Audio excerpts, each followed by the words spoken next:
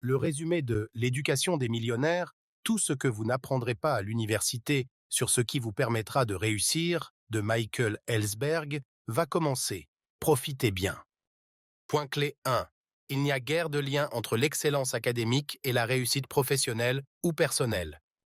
Il fut un temps où la réussite d'une vie était garantie à condition de travailler dur à l'école, de trouver un emploi et de gravir les échelons de la hiérarchie. La donne a changé. Si certaines professions, comme le droit ou la médecine, requièrent une qualification, la plupart des emplois n'exigent pas de diplômes officiels pour être exercés. L'éducation formelle devient rapidement un mythe. De nos jours, ce sont les compétences pratiques qui s'imposent. Les enseignants ne nous enseignent pas ces compétences à l'école. Il faut les acquérir de manière indépendante. L'autodidaxie est le secret de la réussite aujourd'hui. L'université est utile parce qu'elle vous forme à l'ouverture d'esprit, développe votre sens critique et vous expose à de nouvelles perspectives et idées. Vous vous délecterez de l'héritage intellectuel, académique et culturel des auteurs célèbres du monde entier. Cependant, l'accent sera mis sur la théorie plutôt que sur la pratique. Vous apprenez comment une bicyclette est construite et quels sont ses éléments, mais vous devez apprendre à faire du vélo vous-même. La retraite et la sécurité de l'emploi sont des concepts en voie de disparition. Aujourd'hui, lorsque vous passez une annonce pour des petits travaux de bricolage, c'est une marée de diplômés de l'enseignement supérieur qui se présente. Les anciennes règles de réussite professionnelle ne fonctionnent plus. Mais un diplôme universitaire est-il indispensable à la réussite professionnelle? Et quel est le sens de l'autodidaxie pour votre carrière? Comment trouver des mentors fiables? Vous trouverez ici des réponses à ces questions et des conseils pratiques qui vous aideront à tirer parti des innombrables possibilités de réussite. Ken Robinson affirme que l'école tue la créativité. Michael Ellsberg. Point clé 2. Apprendre et se développer professionnellement pour s'épanouir dans l'environnement de travail actuel. L'économie digitale et mondialisée du XXIe siècle a bouleversé toutes les croyances traditionnelles, y compris nos croyances en matière d'éducation. Le système éducatif moderne doit prendre au sérieux les nouvelles réalités en enseignant aux enfants des compétences pratiques et un contenu axé sur la carrière. Cela les aidera à relever les défis du monde réel. Michael Ellsberg explique comment il a dû apprendre auprès de millionnaires autodidactes malgré son diplôme universitaire. Il a découvert que son bonheur, son épanouissement, sa réussite ou sa contribution aux autres à l'âge adulte n'avaient rien à voir avec le fait d'avoir fréquenté l'université.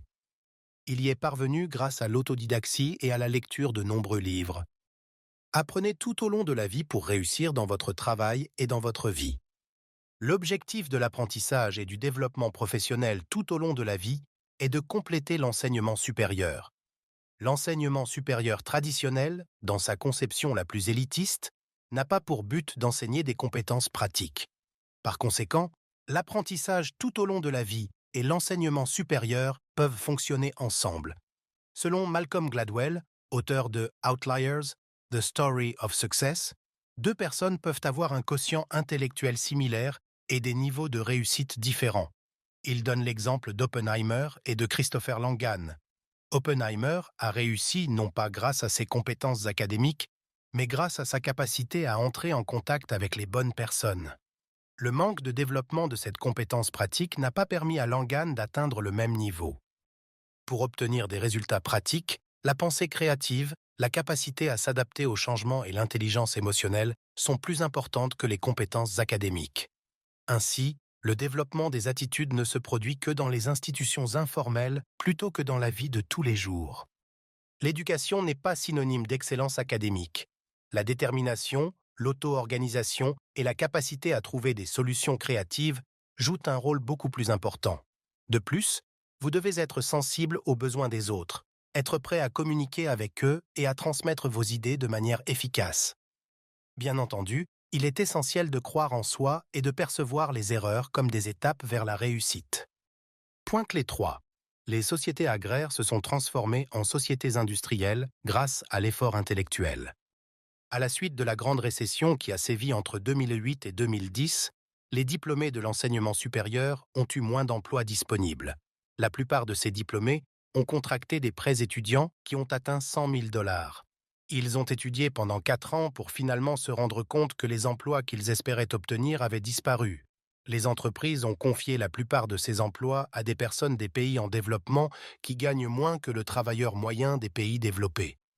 On parle d'externalisation lorsqu'une entreprise transfère une partie de sa production ou de ses processus commerciaux à une autre entreprise ou à une personne experte dans ce domaine. Pour régler leurs dettes, de nombreux diplômés doivent aujourd'hui accepter des emplois peu qualifiés et totalement différents de leur cursus. Ils sont payés beaucoup moins que ce à quoi ils s'attendaient. Ces résultats ont amené de nombreuses personnes à remettre en question les croyances traditionnelles sur la façon de se faire un nom. Auparavant, nous considérions qu'une personne réussissait pour plusieurs raisons. Ses résultats scolaires et universitaires. Réussir à obtenir un emploi dans une grande entreprise. Gravir les échelons. Aujourd'hui, deux éléments ont bouleversé cet équilibre.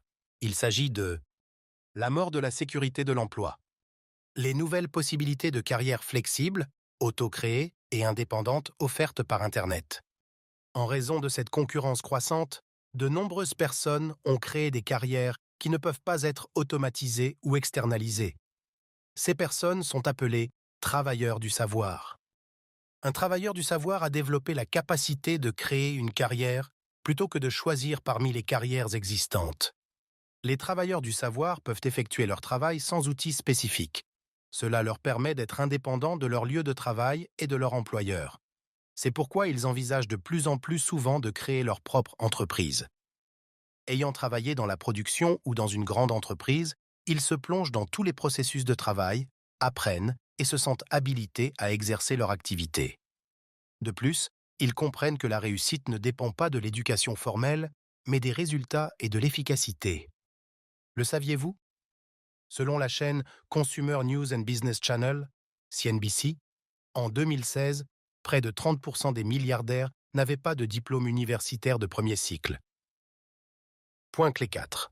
Pour faire la différence dans la vie, il faut accepter que le monde n'apprécie pas toujours les efforts fournis. Pour s'imposer au niveau mondial, il faut prendre des risques et être prêt à perdre de nombreuses fois. Les échecs ne peuvent être évités et font partie de l'apprentissage. C'est pourquoi vous devez vous efforcer de rebondir chaque fois que vous échouez. Comprendre que les erreurs sont un signe de développement vous aidera à vous relever de vos chutes et à continuer à construire votre carrière avec succès. Tout le monde rêve de devenir influent et d'avoir un impact sur le monde. Cependant, le monde ne se soucie pas de nos intentions. Il ne distribuera pas de cadeaux parce que nous avons le potentiel. C'est pourquoi nous devons être prêts à prendre des risques et à faire des choix difficiles. Pour réussir, il faut avoir une nouvelle vision, aller au-delà de ce qui est habituel et expérimenter. Faire ce que personne n'a fait auparavant. Avoir un impact implique des risques financiers et votre impact doit toucher un grand nombre de personnes pour que vous deveniez célèbre ou riche. Cela pose deux défis. La nécessité de rivaliser avec d'autres leaders potentiels pour guider les gens. La nécessité de faire attention à ce que vous dites et faites pour ne pas nuire à votre réputation. Au cours de votre carrière, vous aurez toujours le choix entre la voie prévisible et celle qui vous mènera à une véritable percée. Cette dernière comporte des risques, mais ne pas faire ce qui vous intéresse aura aussi des conséquences néfastes. Vous risquez de faire quelque chose qui vous rend malheureux et qui mobilise toutes vos forces. De plus, cela peut entrer en conflit avec vos valeurs et conduire à l'épuisement professionnel et au stress. Et surtout, vous avez peu de chances de réussir dans quelque chose qui ne vous inspire pas et qui vous épuise émotionnellement. En perdant du temps pour des choses qui ne vous intéressent pas, vous perdez l'occasion de vous épanouir dans ce qui vous stimule. L'art de gagner sa vie est l'art de trouver des moyens créatifs de réunir les sphères de l'argent et du sens et de les faire se chevaucher de manière significative. Michael Ellsberg. Point clé 5. Entourez-vous de personnes avec lesquelles vous pouvez apprendre. Il serait utile de trouver des mentors et des enseignants qui sont déjà bien avancés dans leur carrière. Vous devez également comprendre qu'il ne s'agit pas d'un objectif à sens unique. Vous pouvez leur être utile. Mais que pouvez-vous apporter à quelqu'un qui a déjà accompli davantage que vous? Vous pouvez l'inspirer et le pousser vers le haut. Les mentors ont besoin d'étudiants, non seulement pour enseigner, mais aussi pour apprendre. En enseignant, ils augmentent leur expertise et comprennent comment devenir des leaders. Motivez les personnes influentes à atteindre leurs objectifs. L'échange sera bénéfique.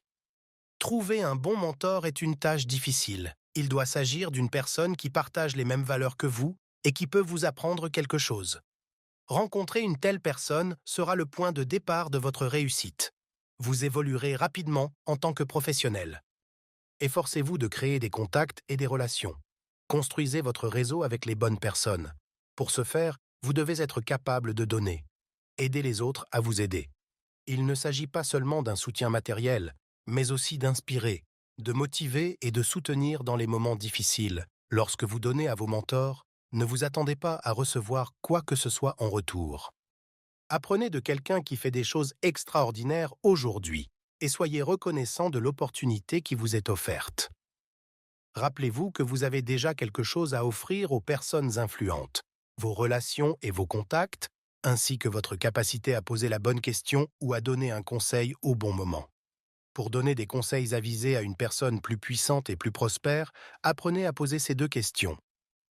Qu'est-ce qui vous rend heureux dans votre vie et dans votre entreprise? Quels sont les obstacles difficiles à surmonter dans votre vie actuelle? Au cours du processus de communication, vous comprendrez si ces problèmes sont liés à des aspects personnels ou professionnels. Vous pouvez également poser des questions de clarification si vous en ressentez le besoin. Votre intelligence émotionnelle vous aidera à dire les bonnes choses. Vous serez étonné de la gratitude des mentors pour votre empathie et votre intérêt. Et si vous aidez les gens, ils vous rendront l'appareil. Point clé 6. Démarrez votre entreprise avec le marketing avant la production.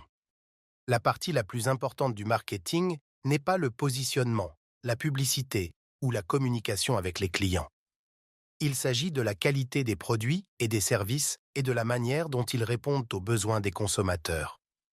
Même si vous avez mis au point un produit ou un service qui répond à des besoins réels, il vous incombe toujours de faire connaître votre entreprise. La stratégie recommandée pour ce faire s'appelle le marketing à réponse directe. Elle vise à susciter une réaction immédiate de la part des clients potentiels en les persuadant d'entreprendre une action précise. Le marketing direct comprend des pages de renvoi, des publicités sur les réseaux sociaux, des emails, des publicités payantes et d'autres outils. Malheureusement, les entreprises n'utilisent souvent que le marketing de marque ou d'image. Le premier est un plan stratégique à long terme visant à accroître constamment la notoriété et la réputation d'une marque. Il vise à construire une base de consommateurs toujours plus large. Le marketing d'image doit établir une présence de la marque et l'utiliser pour établir des liens avec les consommateurs. Contrairement au marketing direct, il brosse une bonne image des produits ou des services dans l'esprit des gens sans provoquer de réponse spécifique. En tant que jeune entrepreneur, vous n'avez pas le luxe de promouvoir votre marque. Vous avez besoin de résultats immédiats. Un bon marketing est synonyme d'honnêteté et d'intégrité. Il s'agit de comprendre les besoins des consommateurs et de leur donner ce dont ils ont besoin. En fait, il s'agit surtout d'empathie, de considération pour les autres et du désir d'aider et de se soucier des autres. C'est l'art de justifier la confiance. Bien sûr, en tant que producteur, vous poursuivez des objectifs financiers spécifiques. Mais il s'agit d'un échange juste et honnête si votre produit est de bonne qualité et répond à un besoin. Les vraies personnes du monde réel ne se soucient pas de vos références. Ce sont les résultats qui comptent pour eux. L'écoute de vos clients est la clé d'un marketing réussi. Vous serez un spécialiste du marketing compétent si vous écoutez et si vous vous intéressez à vos clients. Il serait préférable que vous cherchiez à devenir l'ami de votre client, à être la personne à laquelle il s'adresse lorsqu'il a un problème. La volonté d'aider est un élément crucial d'un marketing prospère. Les outils techniques de marketing sont essentiels, mais vous ne construirez pas un produit de qualité uniquement grâce à des études de marché et à une publicité ciblée. Essayez de résoudre le problème du consommateur sur le plan qualitatif ou de satisfaire son besoin. Écoutez-le attentivement comme si vous étiez un ami proche. Point clé 7. Apprenez à vendre, car cela est directement lié à votre réussite dans le monde réel. Avant d'apprendre quoi que ce soit sur la vente, vous devez éliminer la mentalité « je n'ai pas besoin d'apprendre à vendre ». Considérez la vente comme une conversation personnelle au cours de laquelle vous essayez de convaincre votre interlocuteur de quelque chose. Par exemple, imaginez que vous parliez à un collègue d'une excellente application mobile de rencontre que vous avez récemment essayée. Vous n'énumérerez pas toutes ses caractéristiques techniques, mais vous parlerez avec inspiration et enthousiasme de ses fonctions uniques. Il en va de même dans la vente.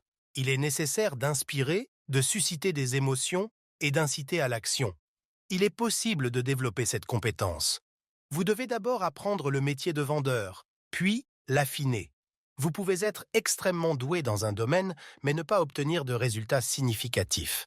C'est la raison pour laquelle il existe des personnes talentueuses qui ne réussissent pas. L'art de la réussite comprend 3 parties. Le marketing, les techniques de vente, le leadership. Le marketing ne signifie pas ici le marketing conventionnel. Il s'agit plutôt d'un marketing efficace qui fait connaître votre entreprise, vos services et vos produits. La vente consiste à inciter les gens à donner de l'argent pour votre produit. Il ne s'agit pas d'exiger de l'argent par une publicité envahissante, mais de répondre aux désirs sincères des consommateurs, qui savent qu'ils paient pour quelque chose qui améliorera leur vie. Votre produit doit être le meilleur de tous les produits similaires pour encourager les gens à l'acheter. Le leadership consiste à faire appel aux émotions des gens et à leur donner envie d'acheter votre produit ou service. De plus, le leadership consiste à définir les tendances et les besoins futurs des consommateurs avec une longueur d'avance sur la concurrence. Le leadership consiste à comprendre et à influencer et non à contrôler. Les gens suivent ce que vous dites lorsqu'ils sont inspirés. Vous pouvez vous considérer comme un super-héros si vous parvenez à parler de votre produit ou service d'une manière telle que les gens vous entendent et se souviennent de vous. Cela les aidera à devenir des clients fidèles. Point clé 8. Travaillez votre identité pour que les gens entendent parler de votre entreprise. Les études à l'université sont le point de départ de la création de CV que nous compléterons au fil des ans. Mais le travail sur votre réputation est bien plus important que votre CV. Vous devez vous améliorer en tant que personne et non en tant que concept ou marque. Votre marque est votre personnalité. Jetez un coup d'œil aux 20 premières marques de luxe. Dans la plupart des cas, il s'agit de noms de personnes qui ont créé une entreprise, l'ont développée au fil du temps, ont acquis une réputation d'excellence et ont fait connaître leur propre marque dans le monde entier. Cela prouve que vous devez travailler sur vous-même pour créer quelque chose de grand et de reconnu. N'ayez pas peur de développer et d'exprimer votre marque de manière originale et authentique. Vous devez prendre conscience de votre caractère unique et inimitable. Que vous dessiniez, écriviez ou ouvriez un commerce, votre activité sera toujours quelque peu différente de celle des autres. Souvent, les gens croient que les autres savent mieux qu'eux et négligent leur créativité, ne se fiant qu'à l'expérience de leurs prédécesseurs. Cela vaut la peine d'être audacieux et de prendre des risques, en montrant ce qui vous différencie des autres. Il existe de nombreuses maisons de couture, mais nous ne connaissons que celles qui offrent leur singularité, comme Gucci, Dior ou Chanel. Exprimez donc votre différence. Il est également nécessaire de développer et de travailler systématiquement l'état d'esprit.